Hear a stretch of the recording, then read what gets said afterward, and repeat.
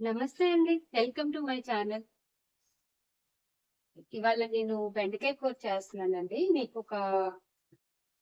అది చేసే ముందు మీకొకటి చూపిస్తాను. నేను కళాయి తీసుకున్నానండి లైఫ్ స్టైల్‌లో. ఇది ఫెర్రో కంపెనీ ఐరన్‌దనమాట. చాలా బావుందండి. మీకేమైనా యూజ్ అవుతదేమో అని చూపిద్దాంలే. ఐరన్‌దనమాట. నాయి నాన్ స్టిక్‌వండి. కళాయిలు కోటింగ్ పోయింది. అయి వాడుతుంటే అడుగు పట్టేస్తుంది. ఇప్పుడు నాన్ స్టిక్‌యి వాడకూడదంటున్నారు గదా! అందుకని తీసుకున్నాను. ఇది సీజనింగ్ చేసే వచ్చిద్దంటండి. మనం ముందు రోజు ఒకసారి మొత్తం తోముకొని సోప్‌తో కొంచెం ఆయిల్ రాసేసి ఒకరోజు పక్కనుంచేసి ఇంక వండుకోవటం స్టార్ట్ చేయటమేనంటండి. అడుగు పట్టదంట. చాలా బావుందండి క్వాలిటీ కూడా. ఇది ఫెర్రో కంపెనీ అన్నమాట. Non stick. హ్మ్.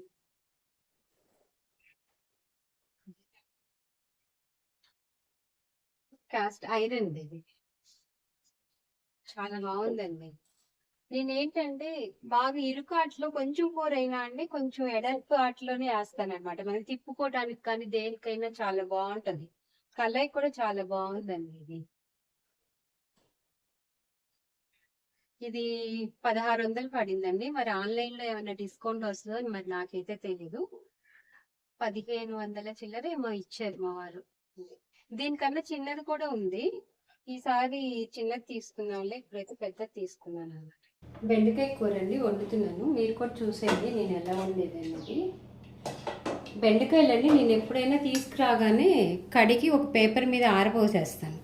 పోసి లెగంగానే ముక్కలు కట్ చేసి ఆ పేపర్ మీద ఉంచేసుకొని ఇంకా వండే ముందు తినే ముందు వంట చేస్తానన్నమాట.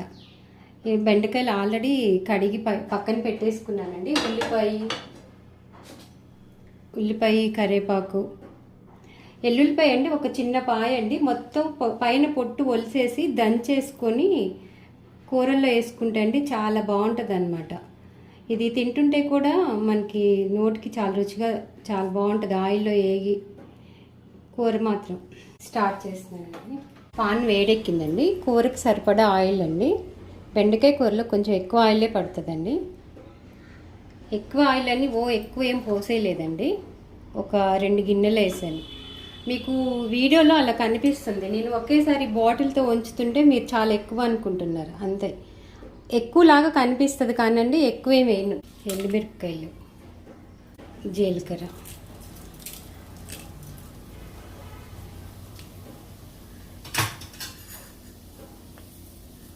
సాయిపప్పు అండి, తాలింపు అండి. పప్పులు బాగా వేగితే కొంచెం రంగు రాగానే బెండకాయలు వేసేస్తాను. ఒక చిటికెడండి మెంతిపిండి. తాలింపు వేగిపోయిందండి. ఇప్పుడు బెండకాయ ముక్కలు వేస్తాను.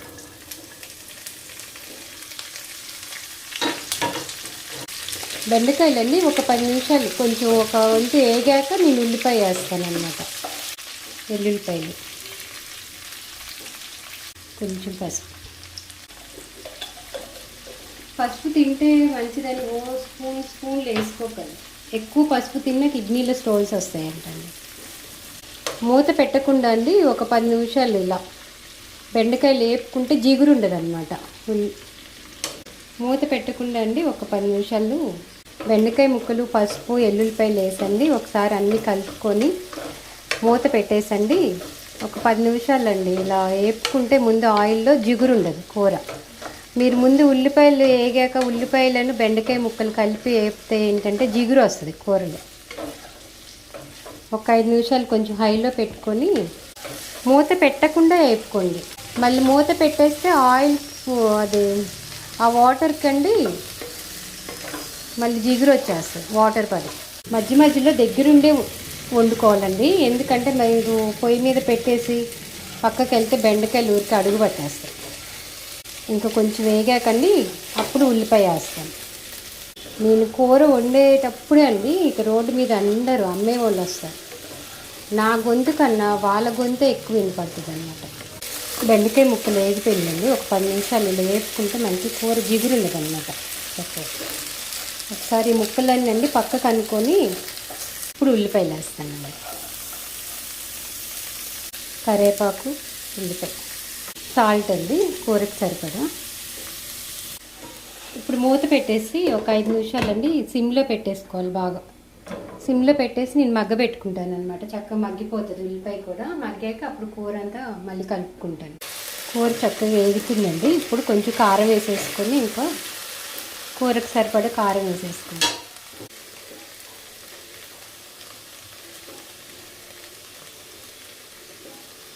ఒక స్పూన్ అండి. కారం తినేదాన్ని పెట్టండి, ఎవరెంత తింటే అంత. కారం వేసి ఒకసారి కలుపుకొని ఇంకా మూత పెట్టేసుకొని ఒక 5 నిమిషాలండి స్టవ్ కట్టేసుకుంటే కర్రీ అయిపోయింది. కూరలండి బాగా వేపుకున్నా అసలు రుచి ఉండవండి. అంటే ఇప్పుడు కూర వేగినట్టే వేపుకుంటాను కానీ బాగా వేపనండి. ఒకసారి మూత పెట్టేసుకొని కూర అండి మధ్య మధ్యలో కలుపుకుంటూ ఇంకా మూత పెట్టొద్దండి. ఉల్లిపాయ మూత పెడితే ఏమొద్దంటే బెండకాయ కూర జిగురు వచ్చేస్తుంది. బెండకాయ కూర ఎప్పుడైనా మూత పెట్టకుండా వండుకుంటేనే జిగురు ఉండదు. నేను ఉల్లిపాయ ముక్కలు వేసాకండి కొంచెం సాల్ట్ వేసి ఒక 5 నిమిషాలు మూత పెట్టేసి ఇంకా తర్వాత మూత పెట్టను. మూత తీసేసే వేపుతా కూర అంతా. ఈ గరిటికి ఎక్కువ జిగురు పట్టింది అనుకోండి తుడిచేస్తా, క్లీన్ చేసేస్తా. అంటే జిగురు ఇష్టపడని వాళ్ళకి ఇలా చేస్తే కూర జిగురు ఉండదు. మధ్యలో అండి ఉప్పు చెక్ చేసుకోండి. ఉప్పు చాలలేదు నాకు, కొంచెం ఉప్పు వేస్తున్నాను. కర్రీ వేగిపోయిందండి చక్కగా. ఇప్పుడు ఆయిల్ వదిలేస్తుంది. ఇంకా ఆయిల్ వదిలేసినప్పుడు మనం స్టవ్ ఆఫ్ చేసుకుంటే కర్రీ అయిపోయింది. ఇంకా బాగా వేపుకోవాలి అనుకుంటే ఇంకా కొంచెం వేపుకోవటం. నేను ఇంకా బాగా వేపనండి కూర. వేగితే రుచిపోతుంది కూర. బాగా వేపాలి అనుకుంటే ఇంకా డీప్ ఫ్రై చేసేస్తా. అలా ఒకసారి వండి చూపిస్తానండి, బాగుంటుంది అది కూడా. ఎవరైనా చుట్టాలు అది వచ్చినప్పుడు త్వరగా అయిపోవాలి కూర అనుకుంటే ఇంక డీప్ ఫ్రై చేసేస్తాను. కర్రీ వేగిపోయిందండి చక్కగా. ఆయిల్ వదిలేసింది. ఇంక ఇప్పుడు స్టవ్ కట్టేసి కూర బౌల్లోకి తీసేసుకుంటాం.